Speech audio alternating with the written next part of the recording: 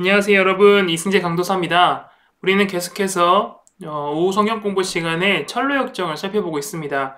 오늘은 그 7번째 시간으로 사망의 음침한 골짜기로 다닐지라도 해를 두려워하지 않을 것은 이라는 제목의 내용을 살펴보도록 하겠습니다. 우리가 계속해서 철로역정을 살펴보고 있는데요. 오늘 우리가 함께 살펴볼 내용은 사망 그늘 골짜기와 그 다음에 그 동굴로 나아가는 그 골짜기와 그 동굴의 내용을 우리 함께 살펴보도록 하겠습니다. 크리스천은 겸손의 골짜기 끝에 다다르게 됩니다. 그때 그는 새로운 골짜기를 마주하게 되는데요. 그 골짜기의 이름은 바로 사망의 음침한 골짜기였습니다. 그곳은 지나가는 사람도 없는 아주 황량한 곳이었고, 또 크리스천은 그 골짜기에서 큰 고난이 있을 것이다 라고 직감하게 됩니다. 하지만 그는 그곳을 지나가야 한다 라고 생각했습니다. 왜냐하면 그가 그토록 가고 싶어 하는 그 하나님의 나라를 가기 위해서 반드시 이 음침한 이 골짜기를 지나가야만 했기 때문입니다. 그렇게 크리스천이 사망의 음침한 골짜기 부근에 달았을 때에 빠른 걸음으로 반대편으로부터 다가오는 두 사람을 마주하게 됩니다. 그들의 정체에 대해서는 다음과 같이 책에 소개되어 있습니다. 그들은 살기 좋은 가나안을 정탐하고 돌아와서 나쁜 소문을 퍼뜨리는 정탐꾼의 후손이었다라고 책은 그들에 대해서 이야기를 해줍니다. 크리스천은 이 정탐꾼의 후손들을 불러세워 어디로 가냐라고 이야기를 합니다. 그러자 그들이 그 길을 가며 겪었던 고난에 대해서 말하며 다음과 같이 이야기합니다. 돌아가는 중이에요. 당신도 어서 돌아가라고 말하고 싶네요. 소중한 목숨 부지하면서 편안하게 살고 싶다면 어서 돌아가세요 라고 그들은 이야기합니다. 그 남자들은 가던 길을 되돌아가는 길이었습니다. 왜냐하면 골짜기를 넘어가는 길 중에는 엄청난 위험들이 도사리고 있었기 때문이죠. 그들은 사망의 음침한 골짜기에 발을 들여놓으려는 그 순간 그 위험들을 보게 됩니다.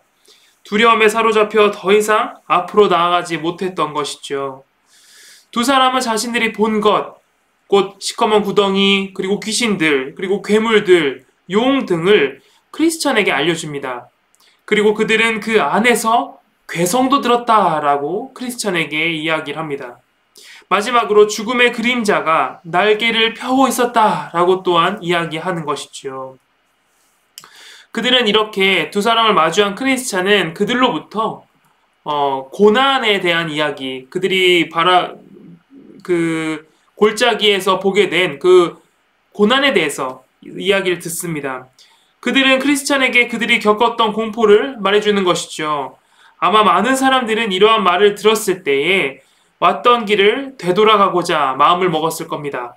하지만 여러분, 크리스천은 그렇게 하지 않았습니다. 크리스천은 소망을 따라 계속해서 걸어갑니다. 왜냐하면 그에게는 바로 목표가 있었기 때문입니다. 그래서 그 목표에 대해 크리스천은 다음과 같이 이야기를 합니다. 제가 아직 그 광경을 못 봐서 그런지 감을 못 잡겠어요. 그래도 제가 소망하는 하늘나라로 가는 길은 이 길밖에 없지 않나요? 여러분, 크리스천은 오직 하늘나라로 갈 소망을 가지고 살아갑니다. 그의 마음은 아주 굳건했던 것이죠. 크리스천은 이렇게 소망을 가지고 그 길을 계속해서 걸어갑니다. 하지만 동시에 위험이 자신에게 찾아올 것을 알기에 그는 계속해서 경계를 또한 합니다.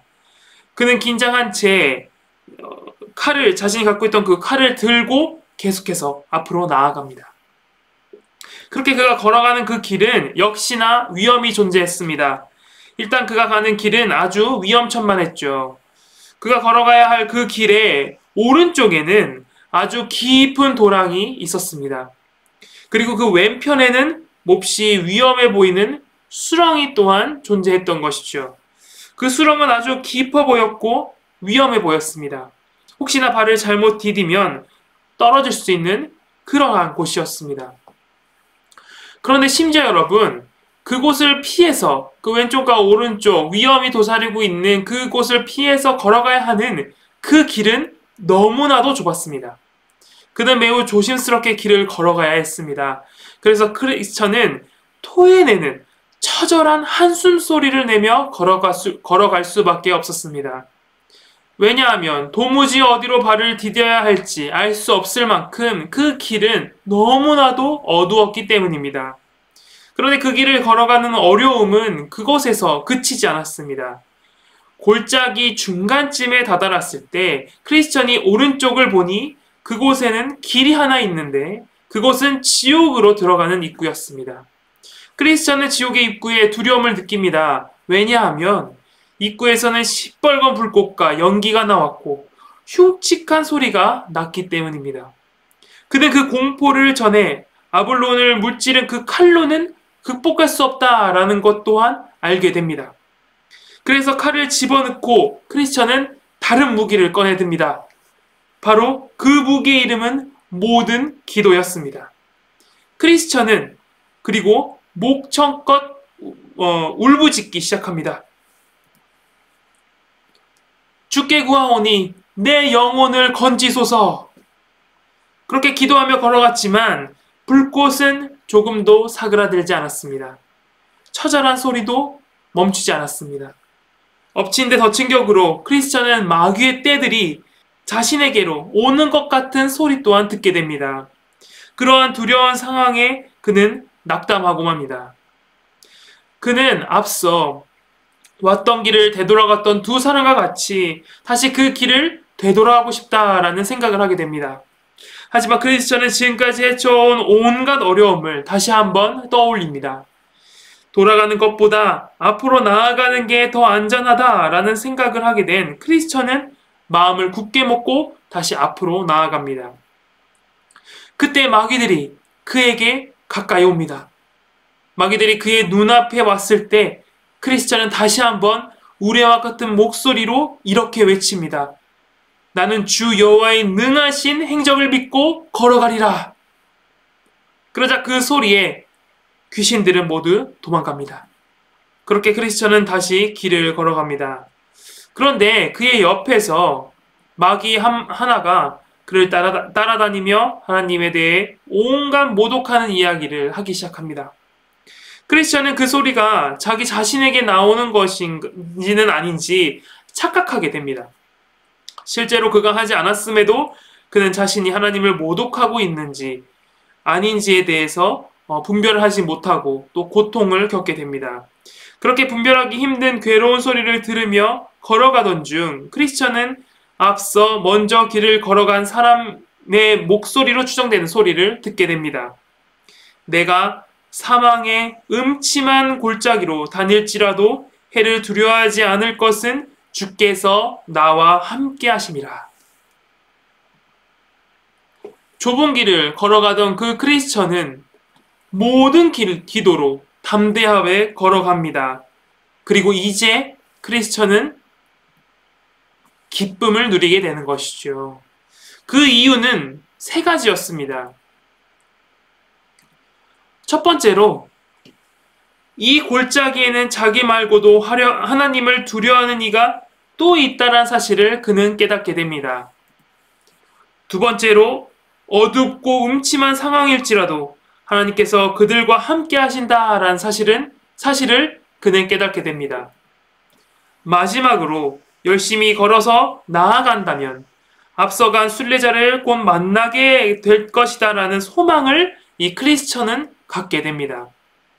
그러한 기쁨을 누리며 크리스천이 걸어갈 때 그는 먼저 앞서간 순례자를 보게 되고 그를 부릅니다. 하지만 그 또한 그 앞서가는 그 순례자 또한 그 골짜기에 혼자 있다라고 생각한지 아무런 대답을 하지 않습니다. 그리고 날이 밝아오자 이 크리스천은 외칩니다. 하나님께서 사망의 그늘을 아침으로 바꾸셨다. 이 말을 하며 크리스천은 한번 자신의 뒤를 돌아봅니다. 이는 앞서 그가 생각했던 것 같이 다시 그 길을 되돌아가고 싶어서 돌아본 것이 아닙니다. 크리스천은 어떤 위험을 자신이 뚫고 이 길을 걸어왔는지, 밝은 빛에 비춰진 그 길을 보고자 함이었습니다. 크리스천은 이렇게 아주 두렵고 괴로운 길을 걸어왔음을 다시 한번 확인하게 됩니다. 그리고 쓸쓸하고 황량한 길에서 만난 위험에서 구원받았다라는 그 사실에 그는 감격스러워합니다. 크리스천은 하나님의 은혜에 다시 한번 감사하게 됩니다. 하지만 안심할 수는 없었습니다. 왜냐하면 아직도 그가 가야 할 남은 길이 있었기 때문입니다. 또한 그 길 가운데에서는 그가 계속해서 겪어왔던 그 위험이 또한 있을 것이다 라는 사실을 그는 알고 있었습니다. 그가 그렇게 골짜기 끝에 다다랐을 때 피와 뼈 그리고 유골, 토막난 시체들이 뒤섞여 나뒹굴어 다니는 그 모습을 그는 보게 됩니다. 이는 앞서 그 길을 먼저 걸어간 순례자들의 모습이었습니다. 크리스천은 그들이 왜 이렇게 되었을지 생각하던 중 한 동굴을 마주하게 됩니다. 그리고 그 안에 숨어있는 교황과 이교도라는 거인을 보게 됩니다. 이 두 거인으로 인하여 수많은 사람들이 목숨을 잃었었습니다. 그들이 무자비하게 휘두른 권력과 폭정으로 수많은 사람들이 목숨을 잃었던 것이죠. 그러나 놀랍게도 크리스천은 별다른 위험이 없이 그 자리를 지나갑니다. 알고 보니 이교도는 아주 옛적에 죽었으며 교황은 너무 나이가 많이 들어서 크리스천을 쫓아올 수 없었던 것입니다. 크리스천은 이어서 교황이 중얼거리는 소리를 듣게 됩니다. 내 놈들이 더 많이 불태워 죽여야 해. 그래야 정신에 들 텐데 말이야. 하지만 크리스천은 전혀 신경 쓰지 않고 자신의 길을 계속해서 걸어갑니다. 그의 마음속에는 이제 더 이상 두려움이 없었습니다. 오히려 그는 기쁨이 아주 충만했습니다. 그리고 마지막으로 우리는 크리스천이 하나님을 찬양하는 모습을 보게 됩니다. 사랑하는 성도 여러분, 크리스천은 계속해서 고난의 길을 걸어갑니다. 이는 그리스도인의 삶이 어떠한 삶인지를 우리에게 보여주는 것 또한 우리는 생각하게 됩니다. 여러분, 그리스도인의 삶은 고난의 연속입니다. 그때 우리는 포기하고 싶어질 때도 있습니다. 심지어 그리스도인으로 더 이상 살고 싶지 않다라는 생각이 들 때도 있습니다. 고난은 이토록 외롭고 슬프며 괴롭기만 합니다. 하지만 고난은 여러분 그저 괴롭기만 한 것이 아닙니다. 우리는 그 고난 속에서 우리에게 손을 내밀어 주시며 우리를 보살펴 주시는 하나님의 사랑을 또 그 은혜를 경험하게 됩니다. 베드로는 베드로전서 1장 6에서 9절에서 다음과 같이 이야기합니다. 그러므로 너희가 이제 여러 가지 시험으로 말미암아 잠깐 금신하게 되지 않을 수 없으나 오히려 크게 기뻐하는도다. 너의 믿음의 확실함은 불로 연단하여도 없어질 금보다 더 귀하여 예수 그리스도께서 나타나실 때에 칭찬과 영광과 존귀를 얻게 할 것이니라. 예수를 너희가 보지 못하였으나 사랑하는도다.